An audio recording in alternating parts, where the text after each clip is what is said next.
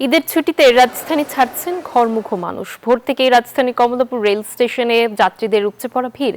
এখন পর্যন্ত 6টি ট্রেন প্রায় 3 ঘন্টা বিলম্বে স্টেশন ছেড়েছে। এদিকে গাবতলী বাস টার্মিনাল থেকে নির্ধারিত সময়ে ছেড়ে যাচ্ছে দূরপাল্লার যানবাহন। সংশ্লিষ্টরা বলছেন শুক্রবার ভিড় বাড়বে। স্বস্তিতে বাড়ি যেতে পেরে খুশি যাত্রীরা। বিকাশ পেমেন্টে 10,000 টাকার বেশি অফার। শপিং চলছে তো। ঈদের ছুটিটা উপভোগ করার জন্য আমরা যাচ্ছি ফ্যামিলি নিয়ে। খুব ভালো লাগতেছে, কিন্তু একটু বিষয় হলো আমাদের যে ট্রেনের যে যাওয়ার ব্যবস্থাপনাটা আর একটু ভালো হওয়া দরকার ছিল। 1 ঘন্টা 20 মিনিটের মতন লেট করে তারপরে ছাড়তেছে আর কি। কালকে রাত্রে যেই গাড়ি গেছে সেই গাড়ি ফেরি পাঠিয়েছে আজ সকালবেলা, সারা রাত ফেরি ঘাটে। তো মনে করো ওইখানে থেকে গাড়ি গেছে, ওই গাড়ি আসতে আজকে মনে করো ওরা রাত্রে আগে আসতে পারবে না। গাড়ি কম, তাই এই কারণে কারণগুলো বন্ধ, গাড়ি আসতে পারতেছে না। আবার কালকে ঝড় বৃষ্টির কারণে ফেরিঘাট বন্ধ ছিল। রাজধানীবাসীর ঈদযাত্রার আরো খবর জানাতে আমাদের সঙ্গে যুক্ত হচ্ছেন সহকর্মী নাইমাল জিকো। জিকো, বাস টার্মিনালে ভিড় আজকে কেমন দেখছেন? ধন্যবাদ আপনাকে। আমি যেই কাউন্টারগুলোর সামনে এই মুহূর্তে দাঁড়িয়ে রয়েছি, সেই কাউন্টারগুলো কিন্তু এরই মধ্যে বন্ধ হয়ে গেছে। আমি রয়েছি গাবতলীতে এবং এখানকার যদি সার্বিক চিত্রের কথা বলি, সকাল থেকে কিন্তু যাত্রীর পরিমাণ বলতে গেলে নেই।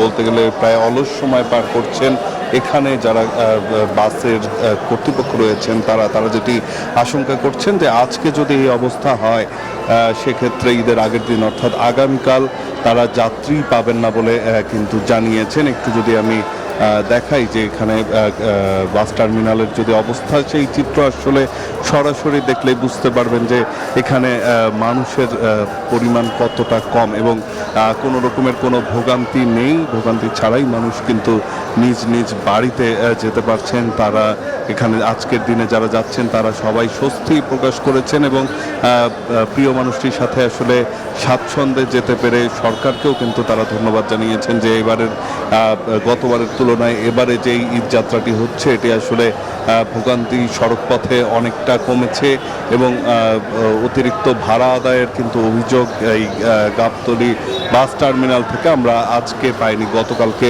অনেকে অভিযোগ করেছিলেন, তবে আজকে কিছু কিছু বিষয় রয়েছে যে অনেকেই এসে ইনস্ট্যান্ট টিকিট যারা খুঁজতে আসছিলেন তারা কিন্তু সেই টিকিটগুলো পাচ্ছেন না, যার কারণে কিছু মানুষ হলো সেই টিকিটগুলোর জন্য ঘুরছেন। তবে সামগ্রিকভাবে যদি বলি, ভোগান্তি নেই, মানুষও আসলে লোক সংখ্যা কম এবং আগামীকাল আসলে যাত্রী থাকবে কিনা সেটি নিয়েও কিন্তু সন্দেহ প্রকাশ করছেন বাস কর্তৃপক্ষ। তো এই ছিল এখন পর্যন্ত আমার কাছে এখানকার সবশেষ তথ্য। নাফিসা জিকো, অসংখ্য ধন্যবাদ আপনাকে আমাদের সঙ্গে যুক্ত হওয়ার জন্য।